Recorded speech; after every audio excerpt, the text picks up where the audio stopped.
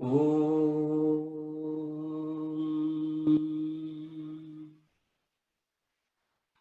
Om.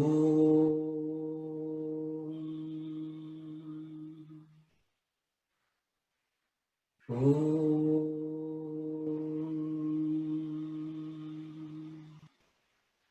Vakratunda Mahakaya Suryakoti Samaprabha Nirvignam Kuru Me Deva Sarvakaryeshu Sarvadha Saraswati Namastubhyam Varade Kamarupini Vidyarambam Karishyami Siddhir Bhavatu Me Sada Gurur Brahma Gurur Vishnu Guru Devo Maheshwaraha Guru Sakshat Param Brahma Tasmai Shri Gurave Namaha Om Sahana Bhavatu Sahanau Bhunattu Saha Viryam Karavavahe Tejasvinavaditamastu ma Vidvishavahai Om Shanti Shanti Shanti.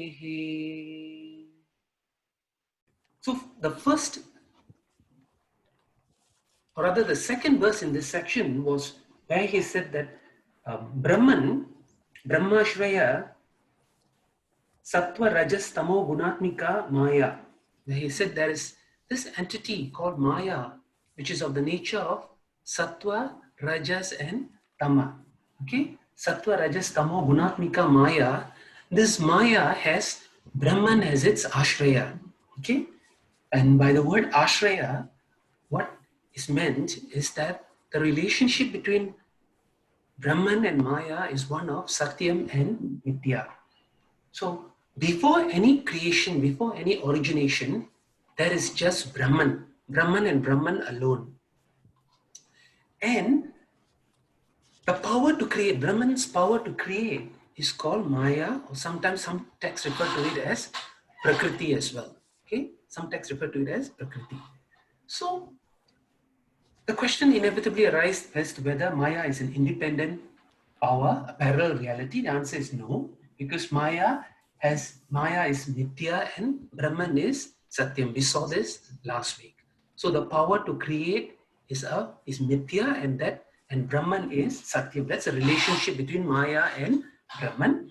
And also some texts talk about it as the Shiva Shakti principle. I also talk about the dream model of creation, how the creator pervades the creation. We looked at that at great depth last week. So, given that there is Brahman, the power to create in Brahman is Maya. So the subsequent verses in Tattvabodha is now going to talk about how this Maya, which is Sattva, Rajas, Tamo, that means it's of the nature of the three gunas, Sattva, Rajas, Tamas, how this Maya projects the creation. Okay, so that's what the subsequent verses are all going to be. Okay, so the very first verse, naturally the first things that are created are the Panchabhutas, or the 5 elements. Okay, so for those with the blue book, it's page 285. Okay, Tata Akasha Sambhutaha Akashad Vayuhu Vayus Tejaha Tejasa Apaha Adbhyav Prithivi. So he's saying that from Brahman, space is born, and from space in air, and then from air, fire, from fire, water, and from water, earth is born. A few things to note. First of all, remember, here when we talk about the 5 elements, they are talking about the subtle aspect. They're not talking about the gross 5 elements as you see today around you. This is the subtle. The subtle is always created first. From the subtle comes the gross. Okay, from the subtle comes the gross. So here he's talking about the subtle 5 elements. The order is very important. Okay, with the order there are the 5 of them, but the order is very important. Space is created first. Okay, so contrary to some popular belief that space was always in existence, in Hindu tradition, in our Shastras, space is also a created entity. So space being the most subtle, among the 5, the most subtle is space. So space comes first. And then from space comes air. Air is slightly more gross than space. And then from air comes fire. From fire comes water. And from water comes earth. Again, remember, they are all only at their subtle state. They have not grossified yet. They have not become your gross five elements that you see around you today. Okay. So at this point, take note: five elements, subtle form, already formed. But remember again, don't forget your basics. Where did these five elements come from? They came from Maya, right? Maya is Sattva, Rajas, Tamo, Gunatmika. So now, if Maya is Mithya, and as it's Ashraya and Brahman, so Maya is Mithya, Brahman is Satya. Now I ask you, the five elements in their subtle form, what are they? They are also Mithya. And who is the Sat for that Mithya? Brahman. Okay? So don't forget this. Don't think that as I'm creating something new, that something new is created out separate from Brahman. No, it's not. The Satya Mithya relationship is never compromised at any point in time. So if you bear this in, no matter how much we go and mix and churn and cook, you will know that whatever is cooked in inverted commas, in the end, is still Satyam, which is Brahman. Only the Mithya being only a modification in Nama Rupa, name and form. Okay? So we'll come to that verse there. So from Brahman came space, from space air, from air fire, from fire water, and from water came earth. Okay? Now, so moving on. Now it comes to the how from the five elements there came the different organs and how the entire creation came about. Okay, so first we'll look at how the five sense organs are created from the five subtle Panchaputas. Okay, now remember here when they say the sense organs, they're not referring to the physical organ. That means it's referring to the sense itself. That means, for example, if they say sense of seeing, say they will refer to it as eye, but actually it's not the physical eyeball. It's actually the sense of seeing. That is the subtle part, the jnanendriya. Okay. So here they're talking about how the sense of seeing, the sense of hearing, the sense of tasting, the sense of touch, and the sense of smell are created from the different aspects of the five elements. Okay. So the first is page 287 for the blue book. Etesham Panchatattvanam Madhya Akashasya Satvikam Amshat Shrotrendriyam Sambhutam. That means from the Satvika Amsa of Akasha, what was created? Shrotra was created. That means the sense of hearing was created from the Sattva aspect of the space. Okay. If you see by now, you should be knowing what I'm talking about. If you remember the chart that I sent to you all. Okay. So let me go to the chart. Okay. So you can see the Sattva, this is Brahman. I'll use the English one. I won't use the Sanskrit one. So I'll use the second page. Brahman and Maya, you have the cosmos universe. Can you see my cursor on your screens? Can okay. So there's a universe, so that it projects the five elements, the five subtle elements: space, air, fire, water, and earth. So from space, the sattvic aspect of space produces the sense of sound, okay, which is ears. Okay, it's not the physical ear; it's a sense of hearing. Okay, because sound is the property of space. Okay, then next you will see that from air, the sense of touch is produced. Okay, which is the next verse. Vayo Satvikam Shad Tvak Indriyam Sambhutam. Tvak Indriyam is an organ of touch. Okay, and then comes Agne Satvikam Shad Chakshur Indriyam Sambhutam. Jalasya Satvikam Shad Rasanindriyam Sambhutam. Then Prithivya Satvikam Shad Granindriyam Sambhutam. So from all this Sattvika Amsha of all the five, you get each of the sense organs being created. Okay, ears from Satvika of space, skin from Sattva of air, eyes from Sattva of fire, sense of taste, not the tongue, sense of taste from the Sattva of water, and sense of smell from the Sattva of earth. Okay, you can see the colors there to help you connect. And if you notice here, each of them, you see the air has got a property of sound and touch. That means because it's slightly more gross, it also has the property of space inside, although the predominant property is still touch. Then you see fire has got 3. That means it's got its own, which is form and color, and it's got the earlier 2. This has got 4, and finally earth has got all the 5 inside here. Okay? And that's how the 5 organs of perception or knowledge, which we call the Jnanendriyas, they are produced. The chart can be quite daunting at first glance. Any questions? Yeah, Saundriya? Ravi, I don't understand how sound is connected to space. How? Firstly, could you explain more about what you mean by subtle elements, and how is sound an aspect of space? Okay. Sound is a frequency. What we popularly call sound is something that your ears are tuned to receive. So you can only hear a certain frequency. Just like dog whistle, you can't hear a dog whistle, but the dog can hear, right? Because the dog's ears are tuned to a particular frequency. So in our Hindu tradition, they say that space has got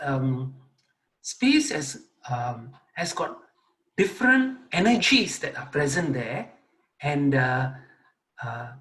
these energies can be received by people who are tuned to the right frequency. Okay, that's one thing that Shastras mentioned.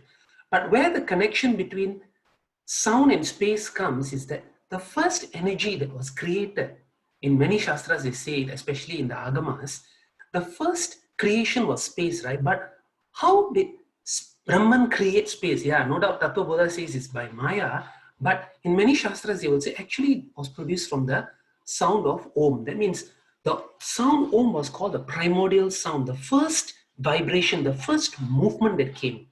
And from this movement, space was created. So they often link it to the sound of Om as the first basic sound. And sometimes they call it Nada Brahman, you know. So the Shastras say actually it is because the first sound produced space, therefore space carries the only property of sound. It doesn't have other properties which are more grosser. The most subtle one was sound, because sound, the original primordial sound, was that which produced space. And as you know, space enables the traveling of sound. That's in our popular experience. Okay. Any other questions? Anyone is confused about this chart at this point? Don't worry about the Rajasic aspect. I'll come to that in a while. But are you clear about this part? Next, in the next verse, what is good? In the next verse, what is going to happen is these 5 aspects here. You see, now space is just producing ears, air is producing skin, and so on and so forth, right? Now, in the next phase, all of them are going to mix together to form this 4, okay? Which is what we call the inner equipment or antakarana. Okay, that is going to be the next verse, where they're all going to combine to produce this 4, okay, the manas, buddhi, chittam, and ahankara. Okay, that is what the next verse is all about, which is in page 292. Etesham panchatattvanam samashti satvika amshad mano buddhi ahankara chittantah karanani sambhutani. It means the samashti means the total sattva gunas, the total sattva gunas of all the panchatattvas of the 5 elements combine to form what we call as the antakarana. Okay, or antakarana, anta means inner, karana means instrument. Produce the inner instrument of man. Okay, which actually takes 4 forms, called manas, buddhi, ahankara, and chitta. Okay, this is elaborated in the following verse. Okay, page 293. Sankalpa Vikalpatmakam Manaha, Nischayatmika Buddhihi, Ahankarta Hankritihi, Chintana Kartru Chittam. Okay, so he's defining what is Manas, what is Buddhi, what is Ahankara, and what is Chittam. Okay, he is um, elaborating. So remember, how were these formed? They were formed by the combination of the sattva aspects of the 5 elements. Okay, combining these 5, the 4 were formed. Okay, we are at a very important junction. Okay, this is a very important point. You need to have your understanding very clear about Manas, Buddhi, Ahankara, and Chittam. Because subsequently, when you start going into studying other Vedanta texts, these terms will come everywhere, and you got to be very clear what it is all about. The key to unlocking Vedanta is found in this place. Okay. Other things you don't understand, never mind. This one you must understand. Okay. Which one? So let's go and look a bit more into it. Okay. So I'll take the definition one in turn, one by one. But before that, I want to introduce something else. I want to introduce a technical term called vritti. V-R-I-T-T-I. Vritti. Okay. I may have used it loosely before, but here I want to technically define it, make it clear, such that subsequently, whenever I use this word, you must know what I'm talking about. Okay, it's called vritti. Now, vritti translated to English means cognition. C-O-G-N-I-T-I-O-N. Okay, vritti translated to English means cognition. Okay, cognition is essentially the means by which we come to know things. Okay. First, let's take a simple example. I see a flower pot in front of me, for example. What's actually happening? The flower pot, my eyes, of course, I don't have eyes, I can't see the flower pot, right? But when I see a flower pot, what has happened is that the flower pot's image is formed in the retina of my eye, right? That means basically my eyes have taken the image of the flower pot and given that information to me, right? The information on the flower pot has been given to me. What has happened actually is that in my mind, an image of a flower pot has been formed, right? This impression of a flower pot is called a vritti. It means by looking at a flower pot, I get a vritti of a flower pot. And if I analyze what is a vritti is nothing but a qualification of consciousness in name and form. It means if I look at a flower pot, a rose flower pot containing a rose flower, I get a vritti of a flower pot with a rose flower, and consciousness has been qualified to take the form of a rose flower, red color rose with a flower pot and everything. And this whole total thing is called a vritti, a cognition. I have a cognition of a flower pot. And that is how I come to know a flower pot. Okay? Again, start off with senses, giving the information on the object. The information comes in. The consciousness is modified as though consciousness is modified, not in a real sense, but qualified. Sorry, not modified. It's qualified to that form of that information that has come in. And what is produced there is a vritti. Okay? The English word cognition may not be a good, because the way cognition is used in popular English may not fit exactly what I'm saying in my definition of vritti. Okay? So the link is not so tight. So I would stick to using the word vritti. Okay? So I see a flower pot, I get a flower pot vritti. That's with regard to the eyes. And again, remember, who receives the vritti? It's the mind. Because if my mind is not there, my mind is occupied with something else, my eyes may see the flower pot, but I don't get a flower pot vritti in my mind, right? This is what happens to us all the time. If we are daydreaming, our eyes may be looking at object, but we don't know what we have seen also, correct? Because the vritti is not formed in the mind, because your mind is occupied with something else. The sense organs must always have the mind behind it in order for the vritti to be formed. Otherwise, no vritti form. No vritti form means you won't get to see the object. That's with regard to seeing. Similarly, with regard to hearing, there is a sound. Again, the sound enters my ears and it creates an impression called a vritti. Again, consciousness is qualified by that sound input, and I get a vritti of that sound object, or that vritti of that sound that I heard. Okay, touch, same thing. I touch something, I get a vritti, okay, of what I've touched, and I come to know what I've touched. Okay, likewise for taste, and likewise for smell. Notice in all the 5 cases, the mind has to be there. That means the vritti is actually formed in the mind. Okay, wrong, not formed in the mind. The mind has to be there for the vritti to be to take shape. Otherwise, the vritti will never happen. If the mind is occupied with something else, the vritti is not formed. We'll see more when we go on to the definition of mind. Okay. For now, I want you to be clear about how a vritti is formed. Again, senses provide the info qualifies consciousness, and a vritti is formed. I see the vritti, I come to know the object. So that is with regard to sensory perception. When I stop looking at things outside, but I start thinking about things, for example. If I were to start, say, recollecting some past memories, a flower pot which I saw yesterday, I can recollect, right? The image of the flower pot may come back. Then what is actually happening is that a past vritti is being recalled at that point in time. A past vritti is recalled, and the mind takes that form of the recollected vritti. Okay? The mind takes the form of that recollected vritti, and that at that point in time is called a chittam.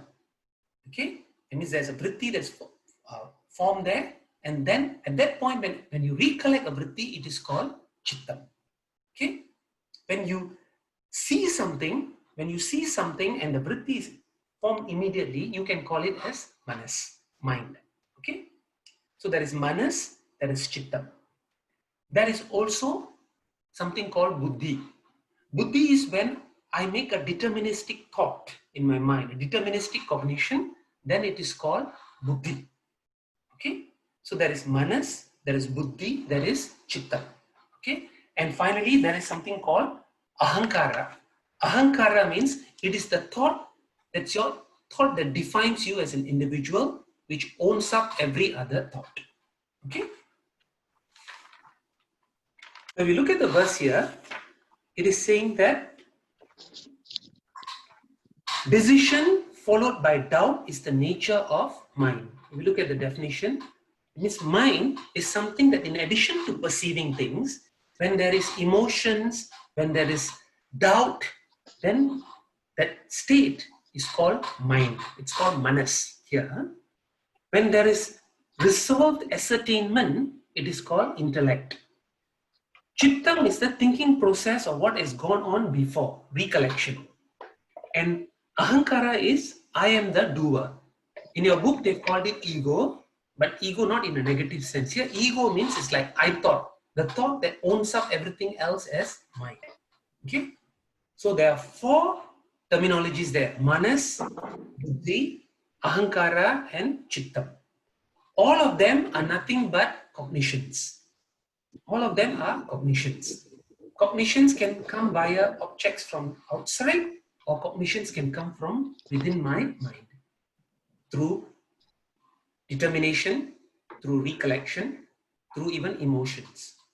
So if you see, what is your life actually about?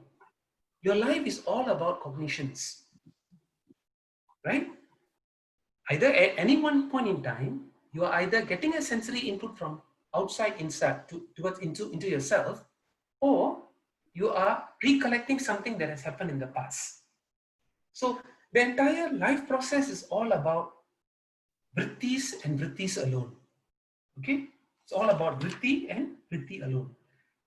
So now, if you were to ask me, is there something called a mind, an organ called a mind? The answer is no. There is no such thing called a mind. Based on the type of vritti that you are entertaining, that so-called mind can be called manas, it can be called buddhi, it can be called chitta. Okay? And one more important point to remember. Vrittis come and they go. Come and go. Every time a vritti comes and is formed, it is witnessed, and then the vritti goes. At no point in time can you have two vrittis. No. If you get the sensing that you are watching two things, that means it's just that the vrittis are coming in thick and fast. That's all. Only one vritti can take place at one time. I'll pause here to take questions. I understand this question about the past thoughts and the current one, which is, I see an object and that causes a vritti, right? But what about the future? How does the future come about? Because the thought about the future, there is no recollection, right? Or if I've not seen anything beforehand, how does that thought come about? Imagination. Future is imagination, right? Am I right to say that? Yeah. Okay. So imagination. So future is an imagination. Imagination is something that you can conjure on your own. It comes under the category of chittam also. That is why you see most of the time your imaginations and your worries about the future are often a projection of the past, right? That's why people say don't think so much about the future, because most of the time your future is often based on the past, and you're conjuring something and then you're actually recollecting it and saying that, oh, this is what's going to happen in the future, right? Which actually most of the time doesn't happen, because 95% of what we worry never happens, So that because it's all based on the past. But if I live actively in the present, actually I'm shaping my future. So future comes under the category of chittam, which is the short answer to your question. Thank you. Okay? Thank you. Okay? Yeah. Yeah. Okay. Siva? Yeah, I'm a bit confused. What is the difference between vritti and vasana? They look very similar to me. Okay. Good question. Okay. Now, vasana will come under the category of a thought that arises in you spontaneously. Let me give you a more concrete example. Let's say you are an irritable person, for example. Okay, irritable, a person who is easily irritated. So you see some particular thing, loud noise, for example. Loud noise irritates you. Your vasana is such that you will get angry whenever there is a loud sound. Okay, now, so the loud sound is a sensory input to you, but that can trigger a memory of the past. So a vasana is like the anger comes because of the past association with that sound. So it comes under the category of chittam also. So recollection here, you have to stretch it not just to this birth. It could also be subconscious recollections. Subconsciously, you could have had issues, and these start to come and affect you. You see?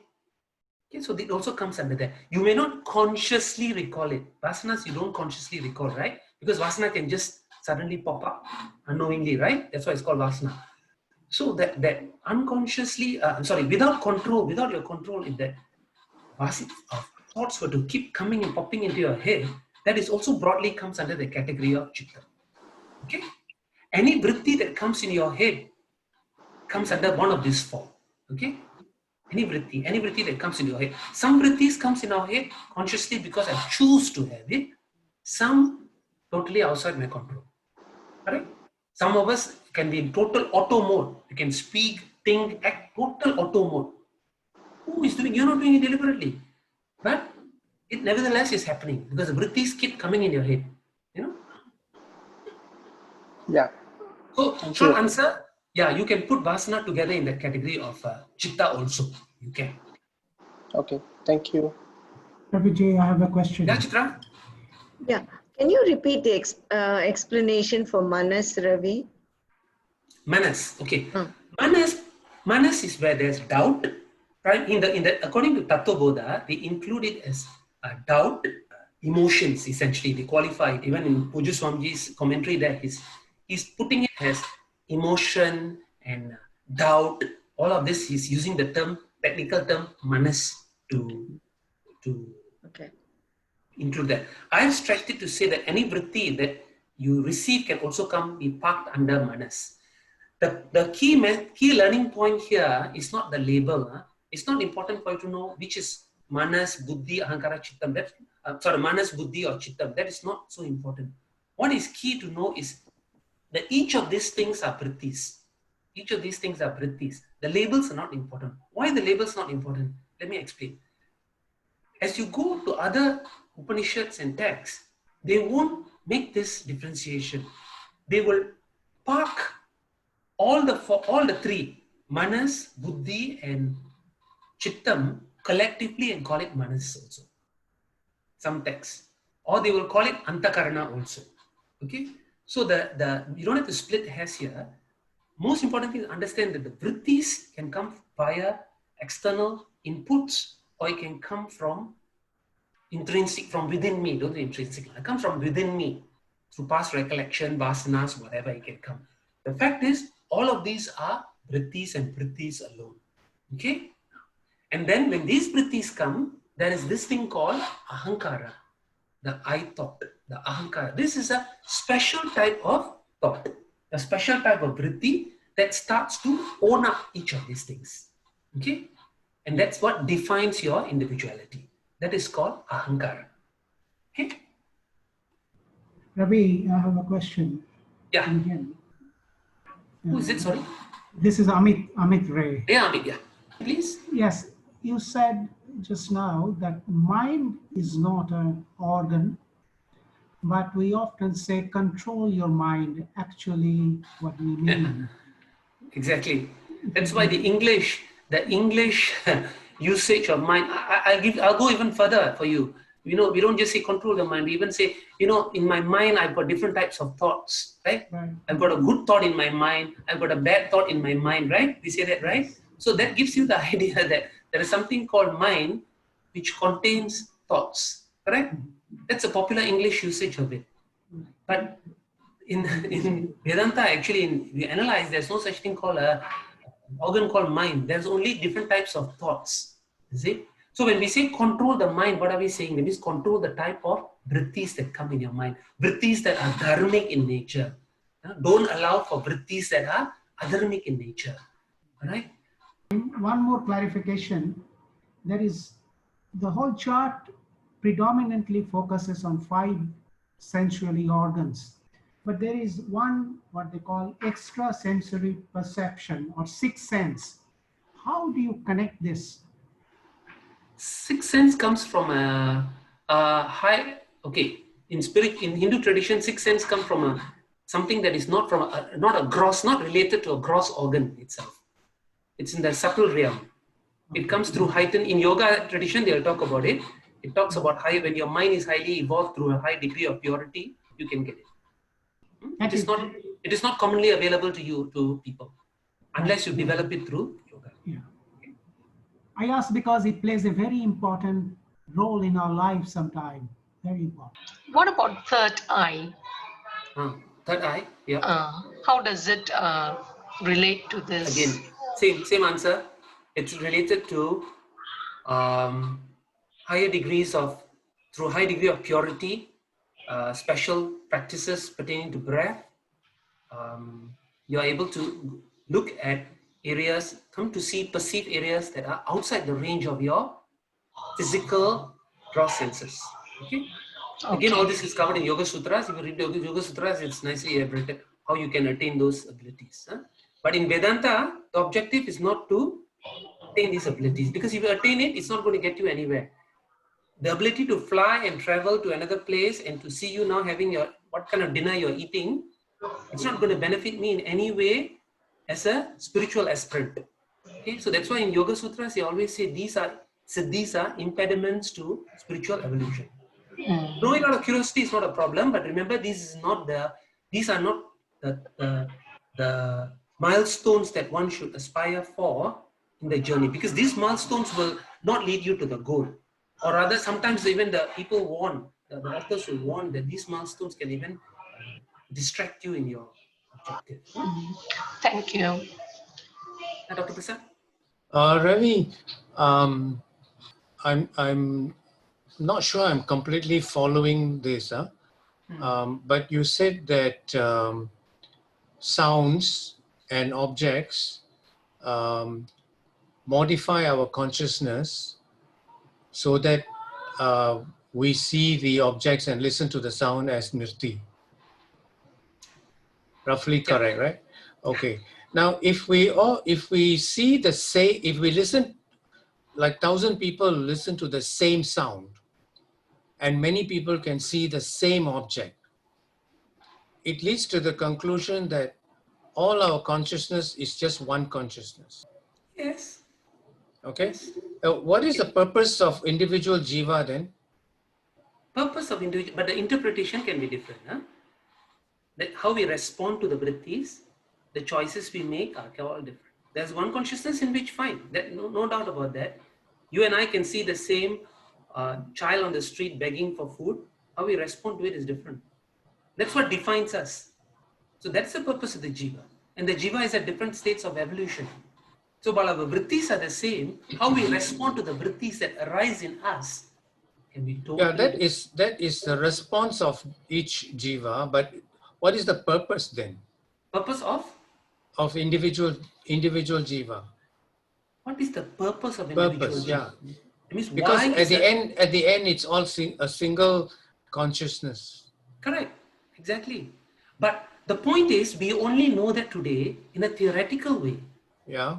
Because if really you know that you and I are one consciousness, then there is no duality anymore. Yeah. You will Okay. see only oneness. Okay. So, but the fact is today we don't see that oneness. We are seeing differentiations among ourselves, which means that we have not seen that consciousness as oneness yet. The day we are able to see it as one, there is no more life. There is no life. Then the jiva has got no purpose. There is no jiva to start with. Yeah, that's what I'm trying to get at. That means all our different 1 billion different purposes is meaningless.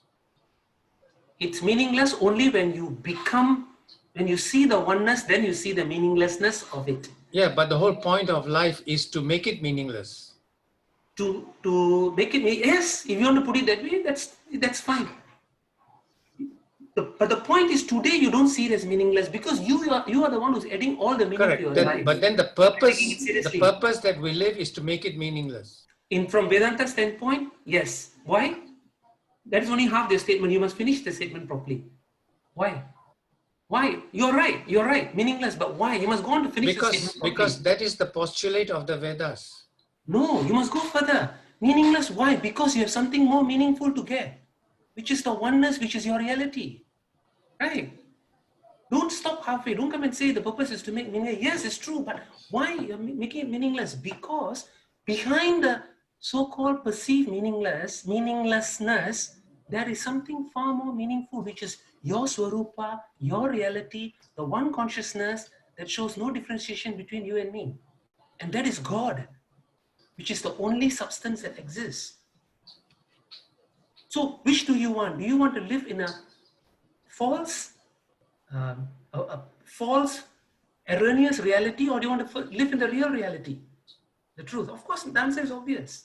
So to make it meaningless, yeah, of course, everybody wants to make something that is not truthful meaningless, right? That's nature. But for those who don't accept that it is a single consciousness, they will continue with their own purpose. Yep. Okay, thank you. Ravi, namaste, I have a question. Yeah, Mati. Since you dissected this quite well in the ways, the senses and the mind, what happens when you're actually meditating? Good question. Okay, so what's happening when you're meditating? Okay, actually I was just going to talk about this, but since your question is very timely. You remember I said the vritti keeps coming up, through sensory inputs or through recollection. Every vritti that comes up is owned up by this ahankara, this individuality that defines me. The individuality keeps on owning up and saying, this is my bag, this is my house, this is not my car, this is my car.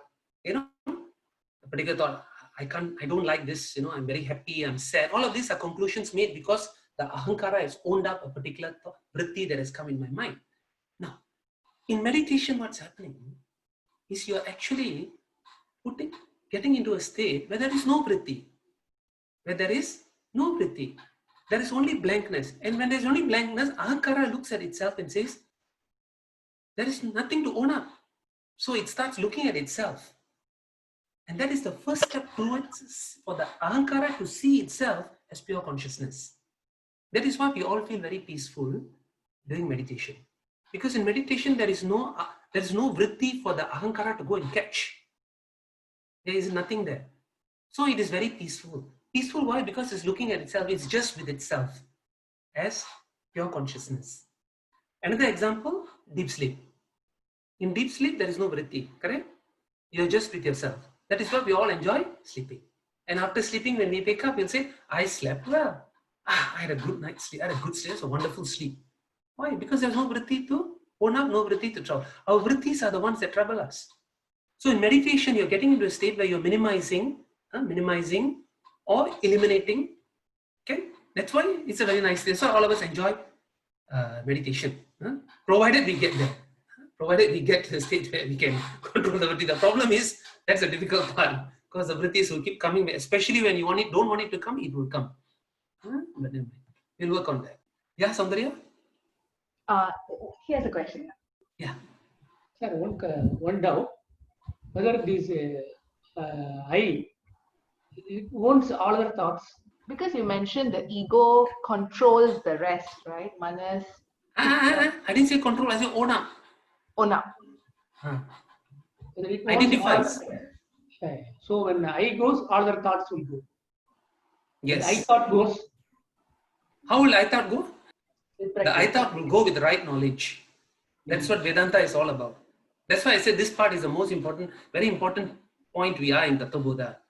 Because the I thought is what you're trying to resolve via all your Mahavakyas, Aham Brahmasmi and Sarvam Kalvidam Brahma and all that, to see the reality of what this I thought is all about. Because I thought is what's making you an individual, a limited individual. I thought is the thought that is ignorant of who I am. So you're right. When I thought goes, everything goes. You're right. But for I thought to go, it's a long journey. And that is where the vichara and the inquiry comes. Thank you. Ravi, I have a question. So why does Tattva Bodha call manas as doubt and indecision? Yeah.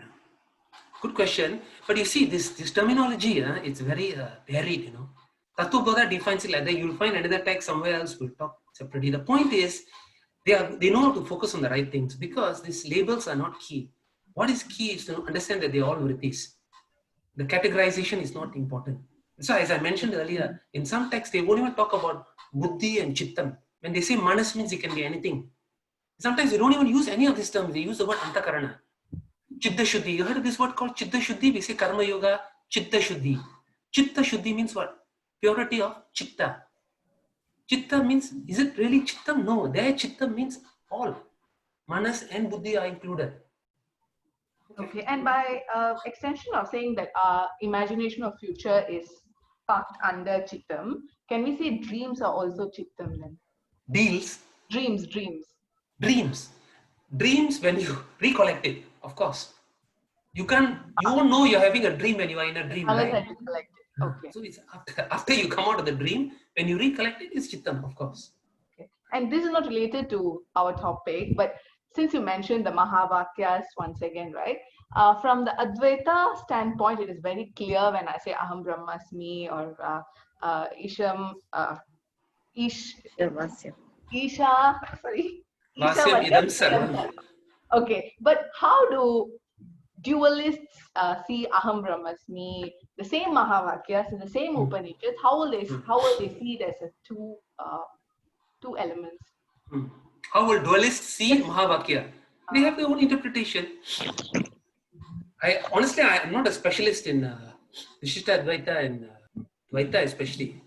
Dvaita, I really don't have an idea about Dvaita. So really can't comment on how a Dvaitian sees Aham Brahmasmi, sees the statement Aham Brahmasmi. I don't have an idea on that. Vishishta Advaita is easier, you know.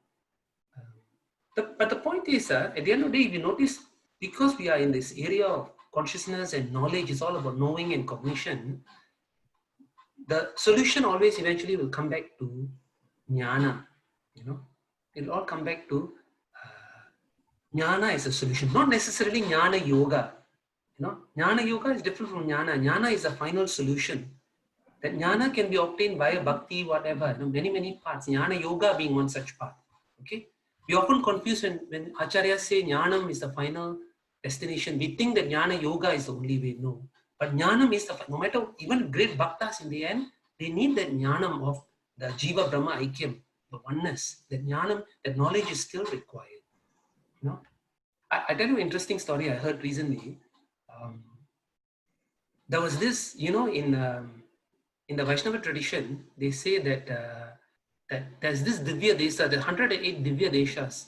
If you go around the 108 Divya Deshas, you're supposed to be able to go to Vaikuntha. Okay. There is this tradition. So there was this Pandita, I don't know how far this story is true, but this Pandita went to Ramana Maharishi. You know, Ramana Maharishi is very firm about Vichara, Atma Vichara, who am I, you know, he always says we should do inquiry about who am I, right? Ramana is very strong on this, who am I, we need to do the Vichara. You know, he never holds back on that. He says everyone should resort to the inquiry of who am I. But the beauty about Ramana was that he never condemned anyone. He never says somebody else is others wrong, this is the only way. Okay. So what happens is that there was this Pandita who went to Ramana with the having visited the 108 Divya Deshas, and he asked Ramana, it is said that Swami, it is said that if you visit the 108 Divya Deshas, I can go to Vaikuntha. So as such, will I go to Vaikuntha? You know, it was supposed to be a trick question for Ramana Maharishi. So Ramana Maharishi said, yes, you will go to Vaikuntha. You will go because you have gone for the 108 Divya Deshas. So the Pandit then went to ask, okay, if I go to Vaikuntha, will I see Narayana there? So Ramana said, yeah, you will see Narayana there. Then the Pandit asked, will Narayana talk to me? You know? Then Ramana said, yeah, he will talk to you. He will talk to you. Pandit went on, what will he talk to me about? Then Ramana said, he will tell you to do the inquiry on who am I. Get the message? Chitra, you had a question. Okay. Can you hear me now? Yes. Yeah. My question is on vritti. It's for my own understanding. Can I call it an image, an imagery in your head, or perception or understanding? Would I be correct? Imagery. Or an image that you create. All of them are vrittis. You're right. Yes. All of them are vrittis. Okay. Yes. Okay. Somebody asked a question on the chat whether is experience a vritti. What is the experience actually? Experience is also a vritti. Experience is also a vritti. Yes. Yes. Okay. Thanks. Sorry, Abhi? Yeah. Okay. My question is there meant to be a logical relationship between the senses and the gunas as you on the chart? You're breaking. I can't hear you. My question is with regard to the chart that you had presented to us, is there meant to be a logical relationship between the gunas and the senses? Yes. In a way that we can understand it logically. Yes, that is why they are saying that the Sattvika Amsha is the one that produces the senses, and the senses the senses are produced from the Sattvika aspect of the 5 elements, if you see the chart. And then they say by mixing the 5 Sattvika elements, you produce this so-called Manas, Buddhi, Ahankara and Chittam. That's what they are saying. So what is your question? That's why it's all in the Sattvic. I haven't gone to the Rajasic and Tamasic aspect of the Panjabhutas yet. So where is the confusion? Confusion, but my question was just in anticipation if I could make a generalization of on the relationship between the senses and the gunas in general. Senses and the gunas. And the governing gunas, whether they're Rajasic and Tamasic, would there be some kind of logical explanation as to why I categorize one as Rajasic sense and another one as... Oh, Rajasic pertains to activity. Sattvic pertains to knowledge. So the later you'll see the Karmendriyas are from Rajasic aspect because they are organs of action. Remember I said, don't see Sattvic, Rajasic as negative, positive. Sattvic is knowledge. Remember, Jnana Shakti. Remember I said last week, when we talk about Maya, we say Sattva, Rajas, Tamas. We say Sattva is Jnana Shakti, Rajas is Kriya Shakti, and tamas is the one that suppresses the other two, inertia. So organs of action are Kriya Shakti because they are pertains to motion, action, whereas the 5 senses are Jnana Shakti because they are the ones that give you the input knowledge. Okay, so become Am I clear. am I answering your question? Or? Yeah, you have. Ravi, there are some questions in the chat. Are intuitions also vritti? You see, intuition is a vritti. Intuitions is the cause, and it can lead to a vritti. You have to be a bit more specific in this, because when you say intuition, what kind of, we get all sorts of intuitions. If it's an intuition about a particular piece of knowledge, a particular piece of information, yes, then the answer is yes. Intuition comes as a vritti. Yes. Vritti means the means by which you know something, that's all. Okay, that's the meaning of vritti. Okay, vritti is the means by which you come to know things. Okay. Lata, is vritti different from Vijnanamaya Kosha? Vritti different from Vijnanamaya Kosha? No. Vijnanamaya Kosha is basically a level of experience, right? Where you get deterministic thoughts. So it's not different, it's the same. Okay? Vritti is a lower level. Vijnanamaya Kosha is a type of vrittis that you get. It means that where the vrittis are deterministic, ascertained knowledge, ascertained thoughts, that is Vijnanamaya Kosha. We can come back again. Keep wondering, you can come back again to this at the end of the class. I wanted to add something else to Madhi's question. Yeah, okay, now I remember what it is.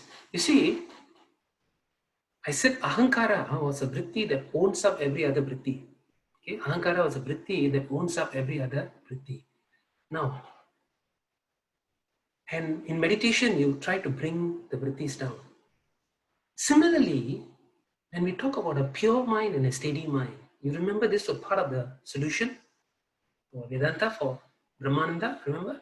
I said Jnanam was only the third of the triad. The first and second was actually a pure mind and a steady mind. So when we talk about a pure mind, we're talking about a mind where the vrittis are minimal and of a calm nature. Actually calm earlier, but as far as possible, it should be minimized. So that's a pure mind. A purer mind has got fewer vrittis and vrittis that will not create agitation in you or propel you to do more action. Okay, that is the type of vrittis we're talking about when we say a pure mind. I didn't define it then, but now is opportune to talk about it. Steady mind means what? You can focus only on one vritti. That's what I mean by steady mind. Okay, so again, from the language of vrittis, this is what is meant by a pure mind, and this is what is meant by a steady mind. Because I've been saying pure mind and steady mind is important for the to attain your goals. So I hope this makes it clear why, from the context of vrittis, what is actually meant by a pure mind and what is meant by a steady mind. In yoga, they say yoga chitta vritti nirodha, right? Yep. And then that's the goal of yoga, which is to eliminate all the thoughts. But in Vedanta, is that a desired goal at all? Yes, it is. You see, chitta vritti nirodha. Let's not take things in the technical definition. You speak to acharyas, they'll tell you chitta vritti nirodha. What exactly does it mean? Chitta vritti means it's vrittis in the mind, right? So nirodha means what? Is it destruction? Yeah, destruction, minimizing is just like Madhi asked just now about meditation. It's the same thing, is it? But does it mean that when you eliminate vrittis altogether, you are in a state where or empty hollowness, you're lost in the dark? No, because vritti is what? It's mithya. So when you eliminate vritti, what are you left with? Or when you resolve the vritti, let's not use, it's not eliminate, it's about resolve. When you resolve the vrittis, the mithya, what are you left with? You are left with satyam, you see? So chitta vritti nirodha doesn't run contrary to Vedanta. If anything, it's actually aligned with Vedanta. Where do you feel the gap between yoga and Vedanta when you say chitta vritti nirodha? I think it's just a recollection of some of the earlier dialogues I've had with others, but I came back distinctly with the feeling that yoga was a dualist tradition, as opposed to Vedanta, which is Advaitin approach. Yeah, yoga is a philosophy. When people were to go and you see, Patanjali Yoga Sutras doesn't carry a philosophy per se. Huh? If you look at it, it was the subsequent commentators who developed it into a philosophical school. So when they developed it into a philosophical school, they made it was a dualistic school. They took it, imply that. But today you have Vedantins who use the Ashtanga Yoga steps, the 8 steps yoga, very much in the Vedanta school. And they see yoga as a very useful means to bring the mind to achieve that purity and steadiness of mind, which helps Vedanta. So they are not diverging paths, in that sense. The yoga Vedanta is very common. Ramakrishna Mission and everywhere they do yoga. And they use the Ashtanga Yoga process. It's not seen as something antithetical to Advaita Vedanta. This is Soundarya, you had a question just now? Yes, Ravi, just to clarify vritti, right? So you talked about the flower pot and the image of flower pot. But if I also add on my emotion to it and say, oh, it's very beautiful, then it's still a vritti, is it? 2 vrittis. First vritti, seeing the flower pot. Second vritti, beautiful, making a judgment, and be enamored by it. Oh, tears start to roll down. Oh, because it's so beautiful, Vritti after vritti after vritti after vritti, a life of vrittis. That's what our lives are, right? Okay. Make sense? Okay. But So another question is, you said steady mind is we focus on one vritti, right? And is there a qualification of what that vritti should be? Is it about God? Can be anything. You can have your focus on the photograph of me also. It's possible. I'll try that. I don't think Susendra will get upset, but it can be anything. But you see, because you are focusing on a photograph, that should minimize your vrittis. You mustn't focus on a photograph that's going to create more agitation in you. So the best photographs to look at, best image to focus on naturally with the image of God. Correct? So that's why we use God forms to develop focus. You don't want to look at something gory that's going to trigger other types, because focus alone is not enough. You must also minimize the vrittis. You want to have a pure mind, a mind that doesn't have so much of chanchala. Chitra, you had a question? Yeah, you said just now a pure mind has pure vrittis. So is it? No, fewer vrittis. Fewer, not pure vrittis. Fewer. Oh, fewer. Oh, okay. Then my question doesn't hold. Okay. So we'll go on to the next verse. This is about the deities, okay, and the different mental functions. It's on page 296. Manaso devata chandramaha buddhe brahma ahankarasya rudraha chittasya vasudevaha. Okay. The type of mind we have, does it result in the quality of the vrittis we produce? The type of mind we have. So I don't really understand. As I said, there is no such organ called mind. It's the type of vrittis. Of course, if you entertain good vrittis, what is going to happen is you are going to naturally generate more and more good vrittis through sheer force of habit, right? Remember we say vasanas means what? If I'm continuously entertaining a particular type of thoughts, those are the thoughts that are going to be programmed in my subconscious, and that's what's going to throw it up regularly in my recollection. So if I entertain good thoughts, I will get good thoughts thrown up. That's all. And conversely, bad will lead to bad things coming up. All this is through sheer force of habit. Probably you said last week that in Hinduism there is no one God or many gods. It's only God. Yeah. Actually, you have a message here. Could you clarify? I don't think I got it. There is only God. You said it's only God.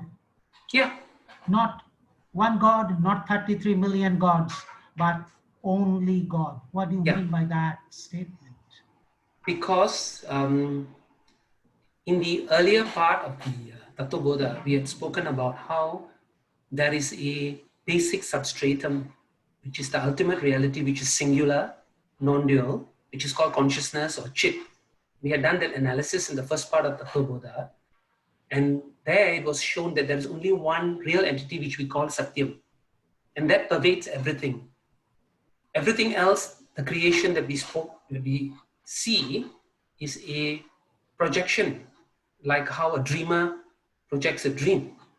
See, and that's why we spoke about this Satyam and Mithya relationship. So there is only one entity that is permanent and existing always. So on that premise, God is all there is. So everything is God, everything is divinity. So that's why it brings the statement that in Hinduism, there is no one God or many God, but there is only God because everything is God. So this is on the presiding deities of the different mental functions. So they say Chandra is the presiding deity of the mind, Brahma is for the intellect, Rudra for Ahankara, and Vasudeva for Chittam. Okay. Now we go to the second part, which is the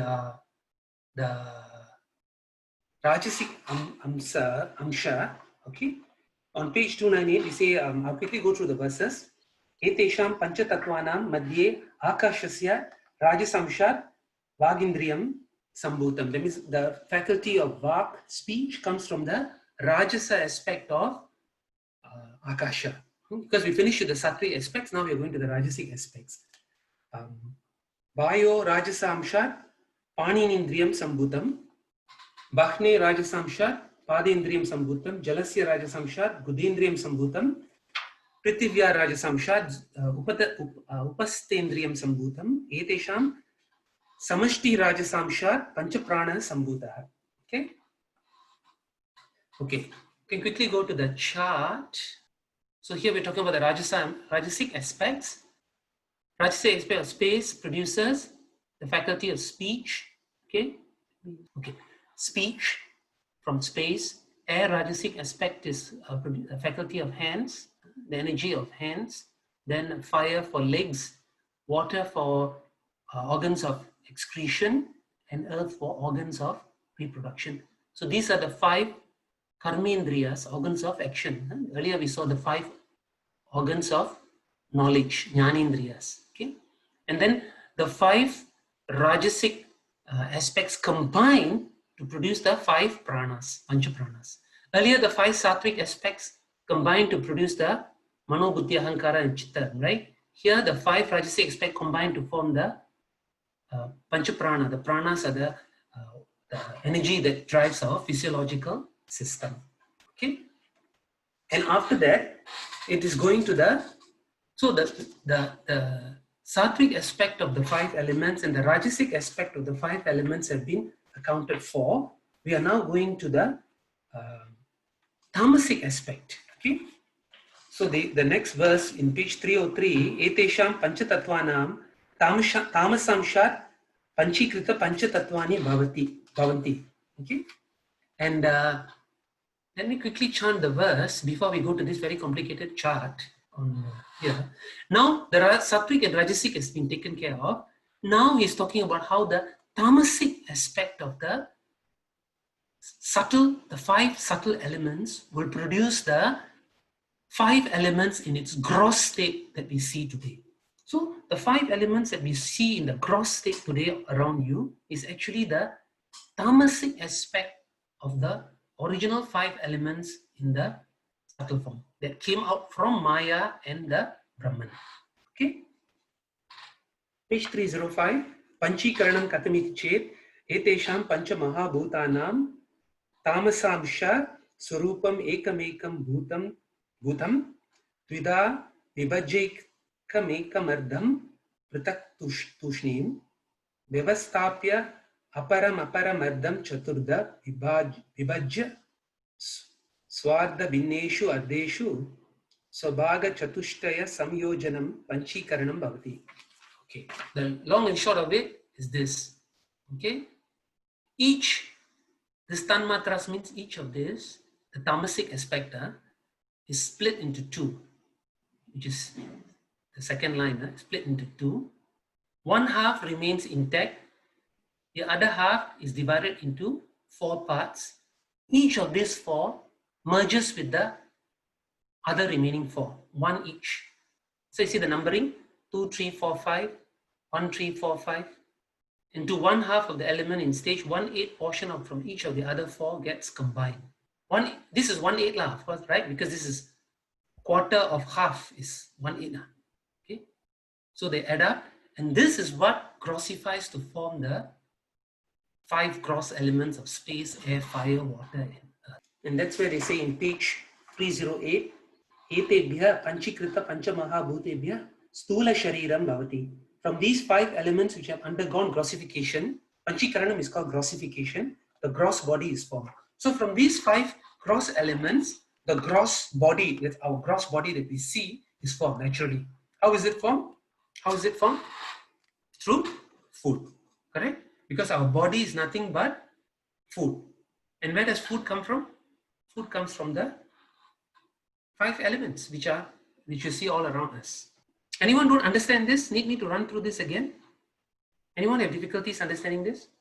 One piece divided into 2, one half stays with it, the other half broken up into 4, and each of the 4 goes into one of the remaining 4. Okay, this is called Panchikaranam, grossification. Yeah? A very stupid question, Ravi. No question is stupid. No. Why this complicated breaking into so many elements? Why can't one go straight and say this is all grossification? They want to show that, okay, they want to show that let me bring back the chart. Rather, the text wants to show that, you see, that means the space has got aspects of air, fire, water, and earth, but subtle aspects of it, So so let's take, we are going to take grossified water today. Grossified water, I can see it, but it has got, what they're trying to say is that it has got aspects, amshas of space, air, fire, and earth too. But the predominant aspect is the tamasic aspect of the original subtle water that was created at the point of creation. That's a message that they're trying to get across. Why 4? Why not straight away become gross? 4. This is how the Shastras present the model. I don't have an answer as to why it's like that. It's a valid question. You can see, why don't the subtle just straight away grossify? Why must it go and jumpo with the other 4? But this is the way it is. This is the creation model that the Shastras describe. Chandogya Upanishad also talk about it, but not so complicated like this. Tattvabodha one is the most elaborate. The other Upanishads talk about it, but more simplified version. Yeah, I thought Tattvabodha was the most basic. Sorry? I thought Tattvabodha was the most basic of the philosophies. Yeah. So Tattvabodha spends a lot of time on the gross part of it now. Okay.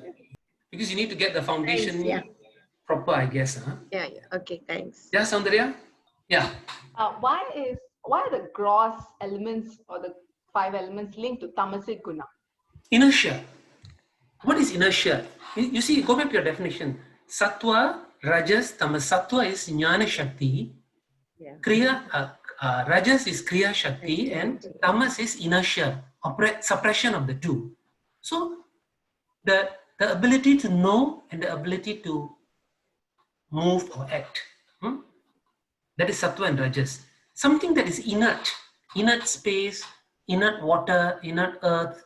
They don't have, the grossified earth, grossified water, grossified fire, they don't have the power of knowledge, nor do they have the power of action. Independent power of action, they don't have. They don't have the Kriya Shakti or the Jnana Shakti, because they are predominantly tamas in nature. Who is the one who got Sattva Shakti and, Sattva, Jnana Shakti and Kriya Shakti? Who? You. Us, human beings. Why? Because the Jnana Shakti is present in the Pancha Jnanendriyas, the sattvic aspects of it, right? That's why we got the 5 sense organs and the Mano, Buddhi, Ahankara, Chitta, right? Which are all means, tools for knowledge. Okay? So we have the Jnana Shakti. The Kriya Shakti we have via the Rajasic aspect. The hands, legs, excretion, reproduction, and ability to talk. Okay? So human beings got both the Jnana Shakti and the Kriya Shakti. Mountain, water, fire, earth, rivers, they are all tamasic. They don't have it. Why they don't have it is because they were created from the tamasic aspect of the original 5 elements. Make sense? Yeah, but it doesn't sound a bit human-centered to say that these inert elements don't have, because everything around us does have the power to move, reverse flow, everything does move. So No, when rivers don't have a will to flow. Here the flow means a will to flow, no, means the energy to flow on its own. No, river flow because of other forces acting on it. Water by itself can't flow. That's due to gravity. You know, you put water, can water move independently? we're saying everything around the inert, the jada is all tamasic aspect. Yeah, that's why they don't have the Jnana Shakti and the Kriya Shakti. That's why they're non-living things. Yeah, Arasi? Sorry, Ravi, can you hear me? Yeah, can. I'm just trying to relate the figure 2 with figure 3. Yeah. And let's take Rajastic aspect, the tongue. Okay, so tongue is derived from space, right? Yeah. How do I kind of interpret? The 2 and 3 are the same charts. Don't get confused. I mentioned it in the WhatsApp. Yes. Page 209 and 210 are the same charts. It's just that one uses English and the other uses Sanskritam.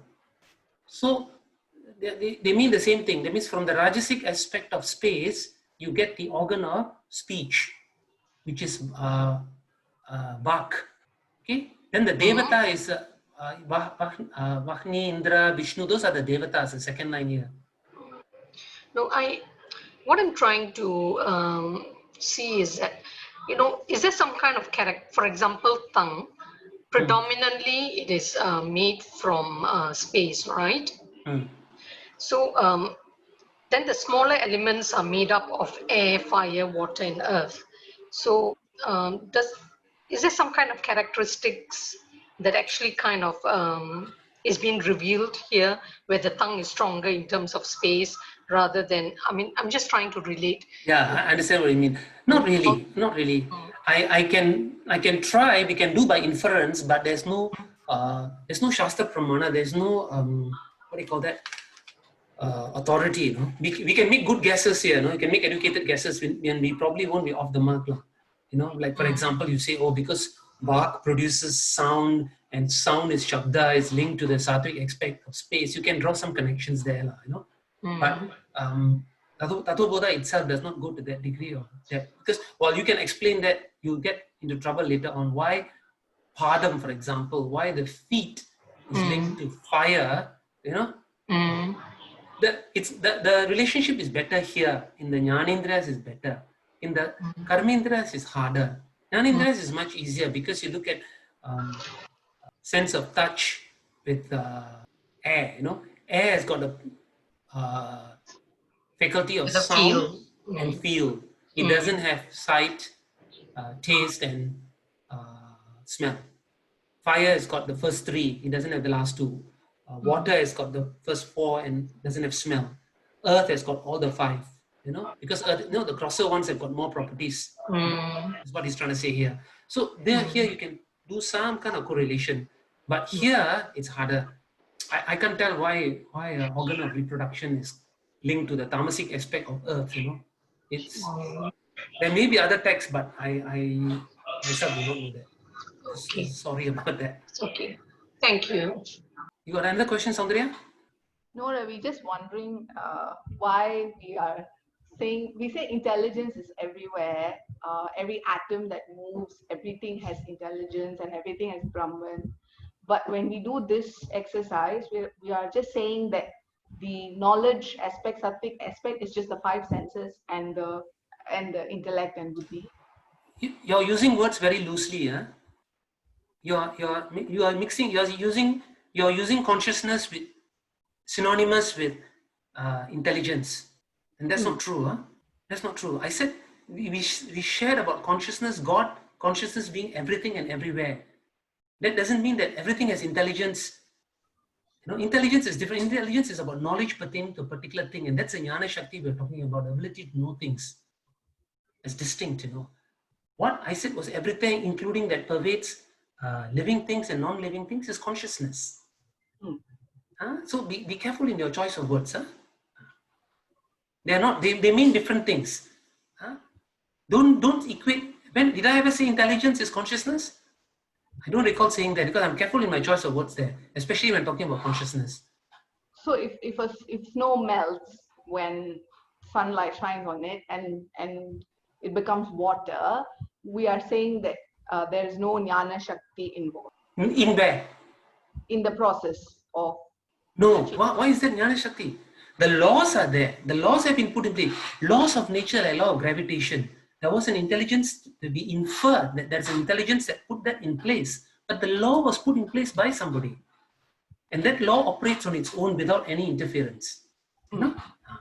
And that is the law by which non-sentient beings operate, like the seasons, the trees falling, shedding their leaves, right? Other lower life forms without their own intelligence, faculty of intelligence, they operate based on that.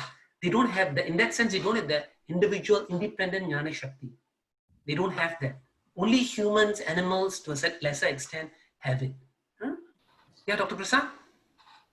Ravi, is gravity also a vritti? Gravity as a vritti? Like, you know, from our senses, is it? Or is it a natural law? Anything that goes into your sensory organs and you perceive it, it's a vritti. That's an easy way to look at it. So if I see an apple falling due to gravity, what am I perceiving? I'm perceiving the effects of gravity. That is a vritti. Am I seeing gravity? Can you see gravity? I don't think so. Right? So what you perceive, things that you perceive are vrittis. You perceive via vritti. Have I clear, Dr. Prasad? Can you explain that again? See, going back to gravity again, how do you know gravity exists? Because you see the effects of gravity, correct? You can't see gravity. Gravity is a force, just like you can't see force. You can only see the effects of a force. So effects of the force come to you through your senses, and that's a vritti, no doubt. Yeah. So from that, I infer that there's a gravity. I mean, that's how science works anyway. Yeah. Right? So your question was, is gravity a vritti? No, gravity is not. Because but the effect of gravity is vritti, yes.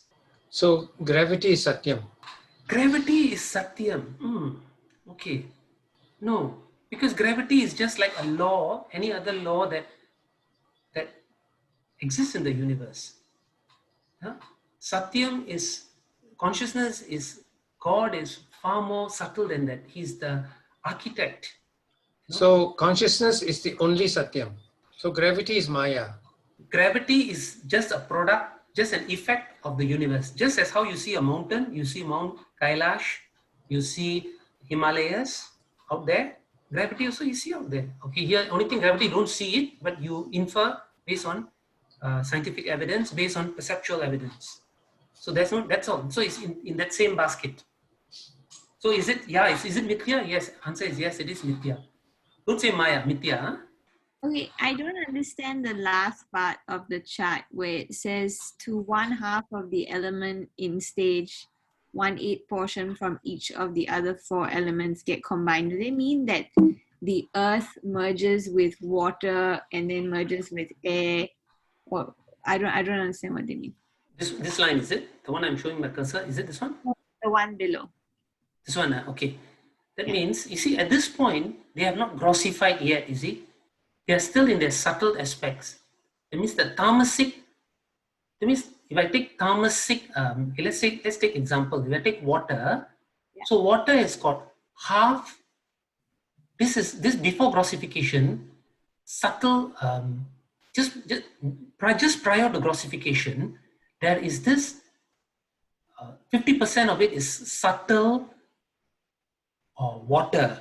Okay, 50% is subtle water.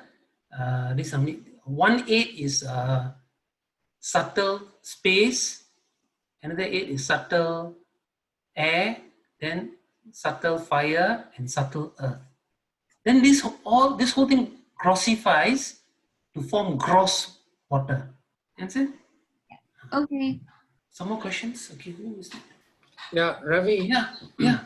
This last diagram, can we just take it as a matter of principle rather than the actual proportions and so on? Yes. Yeah. It's a model. It's a model. Okay. That's why I said, in some places like Chandogya Upanishad, they don't even go to this length. They will just They'll keep it brief. So it goes on to show that actually the details of it is just, it's not so important. It's a model just to facilitate your understanding. Yes, Shiva? Yeah, you kind of just gave the answer to the question which I was about to ask actually.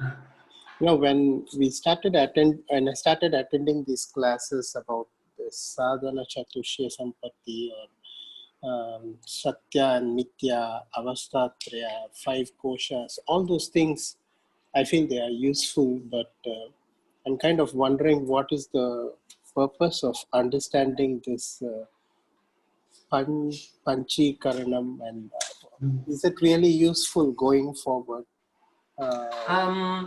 It's just to facilitate the understanding of the how creation came about. You know, it's to fulfill your curiosity to a certain extent also, because we're always wondering how creation came about. But I want to draw your attention to one particular part of the chart, which I mentioned right at the beginning of today's session, which is the part. Let me bring back the chart again. I want to bring your attention to this part, actually up here, because you see this is Brahman, then you have Srishti Prapancha, okay, cosmos, universe, and this is the 5 subtle elements, and we mentioned that Maya is Nitya, Brahman is Satyam. So at this point, if you ask yourself, what are these 5 Panchabhutas? Actually, are they Brahman? They are. Their Satyam is actually Brahman, because this came from Brahman. They are only different with regard to name and form.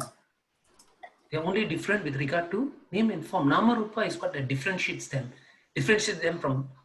from each other and give them specific peculiar characteristics. No? But what is key here is that they came from Brahman, and Brahman is Satyam, and these are all Mithyas. And from one Mithya, more Mithyas came, which are all these Mithyas. You know? So the key is actually, the main learning point is actually up here. Never forget this. I mean, we can load lots and lots of diagrams and information, but it only makes sense if we start to string it together, join the dots. You know, if you're going to compartmentalize every information that I share every session, then there's going to be a problem. You must start connecting it. Only then it will make sense. Because you look at it in isolation just from today's session, it won't make sense. But you start linking it back, then you will see it at some point. And the other reason why there's some value to these charts is also, subsequently when you start, remember this is a practical session. This is the universe that you see around yourself. This is the universe that you see around yourself. And how much of importance do we all attach to the things around us and the universe around us? Ask yourself. I think a lot of importance we attach. If we attach very little importance, we won't be in this class today. We will be on a very good journey and we'll be somewhere else. We attach a lot of importance to these things. And this helps us to understand where it all came from. What is its source? When you look at its source, it helps you put things in perspective and know how much of importance I should attach to something. So it's got a larger learning value in that sense. The actual detail specific, like what you said, yeah, maybe not so much. Ravi, I got a question on this. Thanks, Ravi. Yeah. Who's that? Yeah, who was? Madhi here. Yeah, Madhi, yeah. Sorry. I'm just saying that you had Brahman plus Maya. If I was anal, I would put Brahman on top of Maya. You're right. This chart was not drawn by me. So I have to qualify. It was from, I plagiarized Swami Paramatmananda. No, that was very good, but just want to, okay. You're right. That should be the way it should have been done. You're absolutely right. We must tell Swami Paramatmananda, keep it back to him. But first of all, I must make sure he doesn't sue me. I'll stick to Swami Ravi first. Not yet. There was one more question. Soundarya, you had another question? No, I had the same observation. Why is it Brahman plus Maya? It's not, because you give the wrong idea. This is the same point I mentioned last week. It gives people the wrong idea that there are two things called Brahman and Maya, which is wrong. It's not. That's a wrong message. Yeah, thanks for pointing it out. Please make the correction in your own notes. Please. Okay, so we've come to an important part. Actually, with that, we have finished the macrocosmic analysis, and from here is where the action actually starts. Okay, because the next statement would be a very controversial statement, which the Tattva Bodha text will say. It will go on to say that there's this. I've unfolded the microcosm. I've unfolded the macrocosm, and there is an identity between the micro and the macro. You'll make a sweeping statement that there is identity. Identity means identical.